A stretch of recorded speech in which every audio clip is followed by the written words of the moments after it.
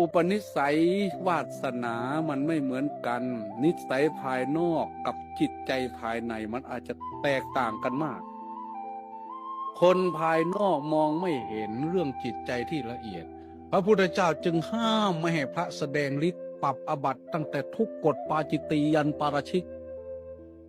ถ้าไม่มีจริงปาราชิกถ้ามีจริงแสดงทั่วไปปรับเพราะมันจะไปบังสงฆ์หมู่ใหญ่เข้าใจไหมพระองค์เดียวจะไปบังภิกษุหมดที่มีศีลมีธรรมเป็นที่รักเพียงแต่แสดงฤทธิ์ขึ้นมาปุถุชนมันเห็นนู่น